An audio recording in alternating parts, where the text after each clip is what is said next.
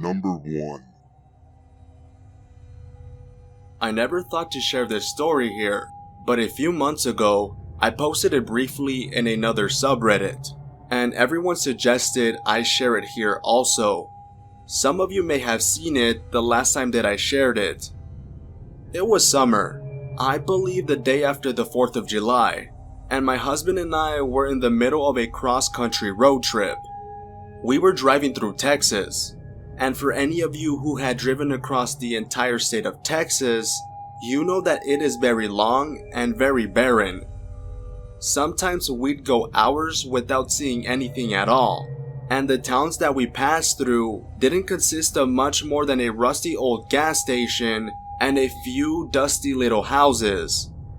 Looking out of the window, you would swear that you were driving through the same 5 miles of desert again and again and again.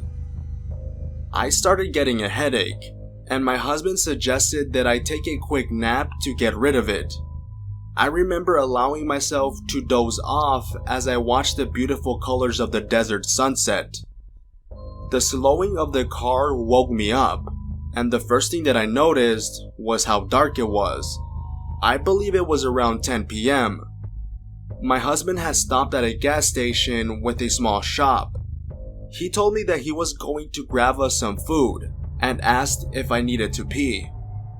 Knowing I might not have another chance for quite a while, I went into the shop to use the restroom. Both the men's and the women's restrooms were down a little hall from the open area of the shop. I was groggy and tired and realized how badly I needed to pee, so I shuffled into the restroom. As I made my way to the short distance from the door to the nearest of the two stalls, I made eye contact with a woman coming out of the other stall. She didn't look homeless, but she was definitely messy looking. She had wild greasy hair, almost shoulder length if it hadn't been sticking out of every direction from her head. It looked like she hadn't brushed it in weeks. She was wearing ragged looking clothing, a pair of ill-fitting black workout shorts, and I remember noting her foam flip-flops. Several layers on top, one of them being a large purple and green coat. Keep in mind that this is Texas in July. The jacket was hanging on her shoulders crooked, like she hadn't bothered to take a few seconds to put it on correctly. She was carrying something in a tied-up plastic grocery bag. I gave a quick smile as our eyes met, and she just stared at me in return. Then her face turned wild and intense looking. Her eyebrows were set as if she was angry, but her eyes had a wild, alive look. She looked at me like she was hungry, and this was when I felt the first tinge of something being wrong. I tried to brush it off. She waddled over to the sink, and I took my time shutting the stall door because something about her posture in front of the mirror struck me as odd, and I was trying to figure it out.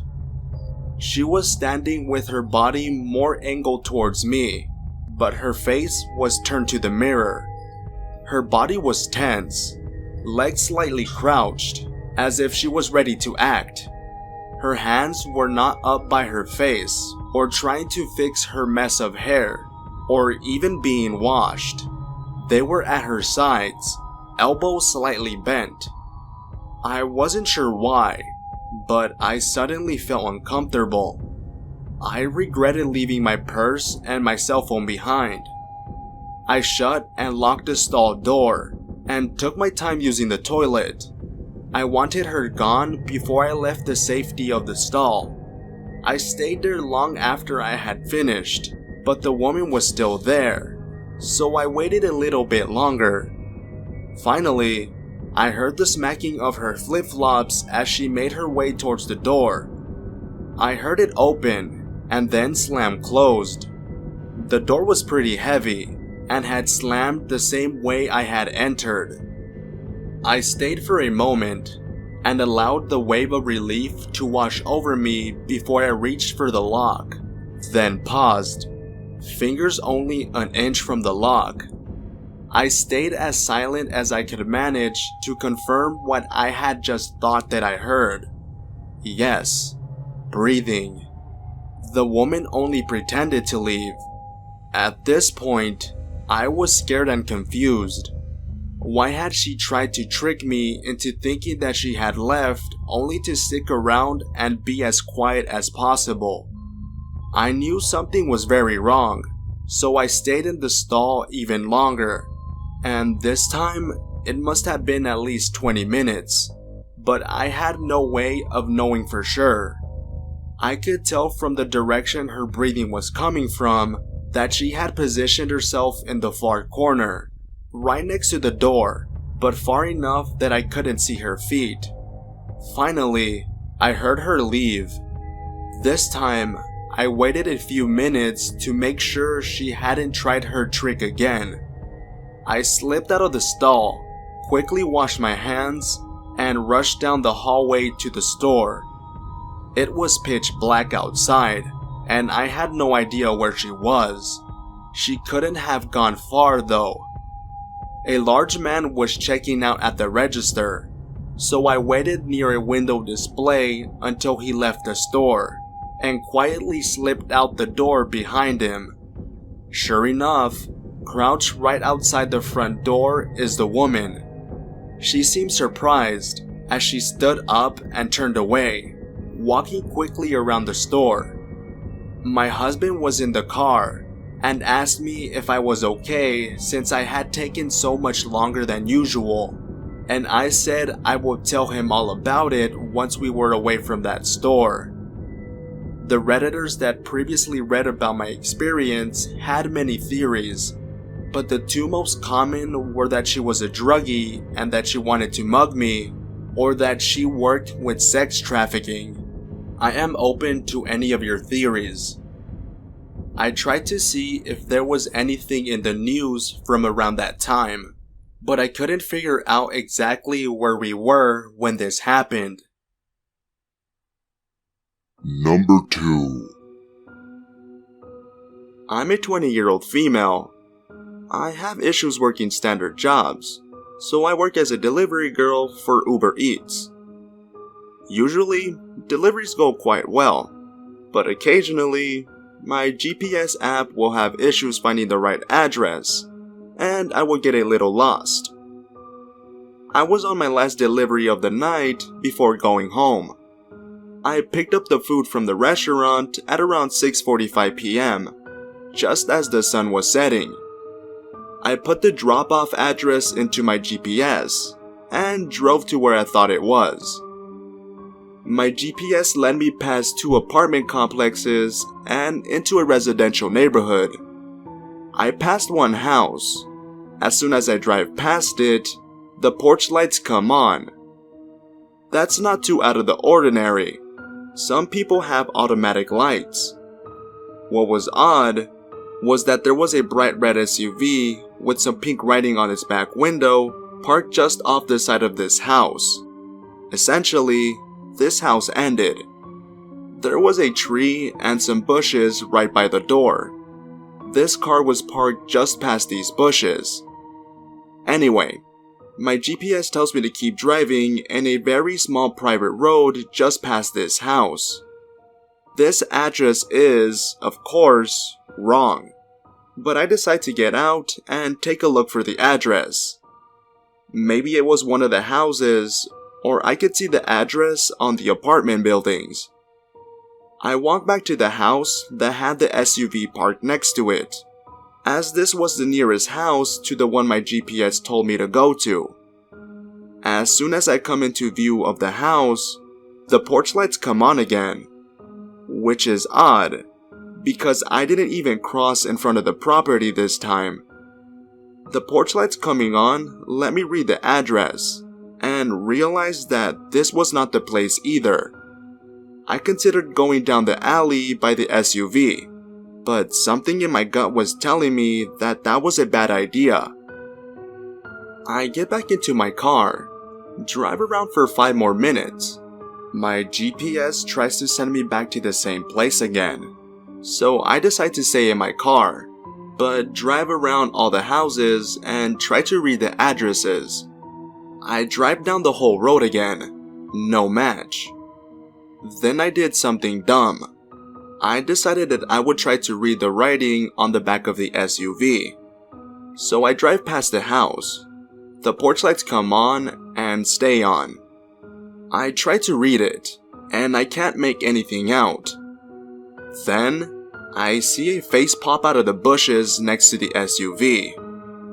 Well, as much of a face as possible. This person was wearing a ski mask. He gets out of the bushes and is wearing all black clothing. He taps on the window of the SUV, and another person in a ski mask and black clothes comes out of the passenger side of the SUV. They both start walking fast towards my car. I noticed something shiny and reflective in the hands of the one that was in the bushes. I can't say for sure it was a knife. I wasn't going to stick around long enough to find out though.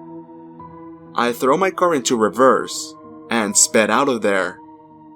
I looked back one more time as I drove away. Both the men in the masks had stopped walking towards me, but just stared at my car as I drove off. I called the cops shortly after. They called me back and said that they investigated, but the SUV was empty and nobody was at that house. They made sure I was safe and called it there. I don't deliver after dark anymore. Number 3. A few years ago, in November-ish of 2013, I was assigned to Fort Jackson. As a New Englander, I was pretty thrilled with the slower pace of life off post in South Carolina, and met super friendly people practically everywhere we went. I missed my motorcycle back home, so I snagged one down there off of Craigslist, with the intent of shipping it back up north at the end of my temporary duty, and trading it for something bigger and better that I could use for longer rides than my little guy back home, which was a 1975 Honda 125cc. Anyway, I didn't know that I had to take some silly military motorcycle course, and this was back during the government shutdown when Jackson canceled all of theirs. So my instructor demanded that I find a post offering the course, and taking it on a military installation. Fortunately, I found a course at Fort Bragg, North Carolina, which isn't too far, maybe like 2 or 3 hours. I only had a little sedan, but my buddy swapped cars with me for a few days, and helped me load the bike on his Toyota Tundra, which is a big truck, which wasn't too hard because it was just a little Honda 250. Not wanting to be late, I left for Bragg at some ungodly hour at like maybe 3 in the morning.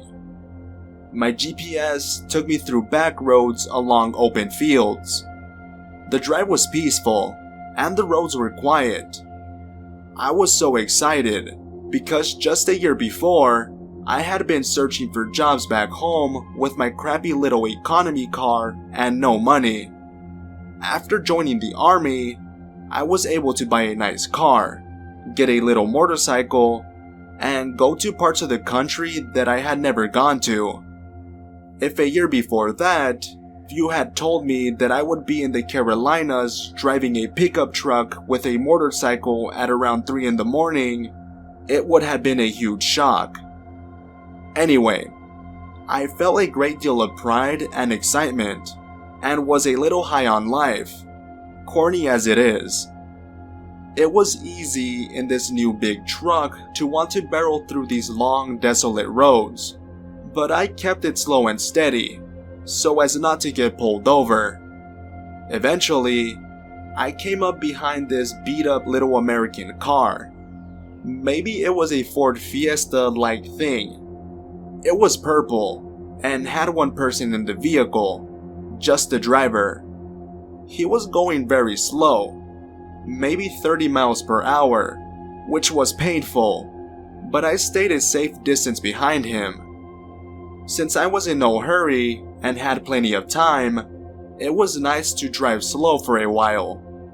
Then the guy speeds up to like 70 or so, which seemed fast for these little roads. Foolishly, I thought that maybe this guy was an old pro and knew where the cops were, so I stayed with him, slowing down and speeding up as he did, but staying back far enough so my elevated truck lights didn't blind him. Everyone hates when trucks do that. Yes, I know, maybe it seemed creepy that I stuck with this guy at like 4 in the morning in the middle of nowhere, but I guess I didn't think about it. Besides, at this time I was just 26. A girl with longish dirty blonde hair who wore makeup and looked completely harmless. Who in their right mind would ever be afraid of me? Eventually, the guy pulled off to the side, and that's when things got weird. It was largely my fault for assuming everyone in the South was friendly and a heartbeat away from offering up some sweet tea. Maybe he had car trouble, and I wanted to check on him to see if he was okay. I rolled my window down, leaned over to the passenger side so he could see how non-threatening I was, and said something like, "Good morning, sir. Are you okay? Wanted to check on you, and not just leave you here if you're having car trouble. Have a phone if you need AAA. At this point, it's very clear that I'm just a youngish blondish female, and probably harmless, and this weirdo goes, "I was doing just fine myself, until I saw you was following me." You know, in that slow southern drawl. White guy, maybe in his 50s, heavy, unshaven but not bearded, looked unkempt and ugly, but in an odd hills have eyes sort of lumpy / asymmetrical way. Anyway, I felt badly that I may have given him a fright, so I tried to explain that he knew where the cops were, and that's why it seemed that I was following him and that I was sorry. Then I asked him for directions to Bragg because my GPS wasn't working and I really wasn't sure where I was. At this point, I didn't feel scared or anything because I was in a huge truck and he was off to the side in a little car. The guy basically started screaming at me, calling me a whore or something totally strange, and I was completely startled. So I said, "Damn," and for some reason rolled up the window before shifting into drive when he screamed, "I ain't letting no goddamn whore swear in front of me. Bitch, I'ma put the fear of God in." I couldn't hear the rest. The window was shutting right at the same time he said God. It was a huge what the fuck moment. Before I could put the truck into drive, his fat ass jumps out and tries to open my passenger door. As I'm shifting into drive, he is pounding on the window with this terrifying look on his face. It took me an extra second because I wasn't used to where the shift was on this car, and I paused for a second, stupidly, to look at his face because I almost couldn't believe it. I'll never forget it. Beady eyes and seething hatred. Screaming and spitting on the shut window. It was like a frenzied rage. It was the craziest, angriest face I had ever seen. I floored it out of there so fast, completely freaked out. Sometimes I still dream about the guy. Let's not meet again. Crazy, inbred, angry dude who loves God and hates swears.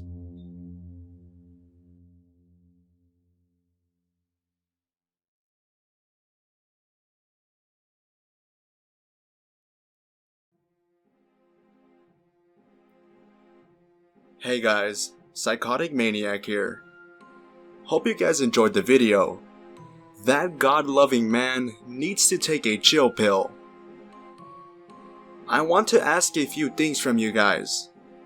First off, I did a collab with Jack Spooky, Lance Creepy Reading, and Mr. Davis over at Jack's channel.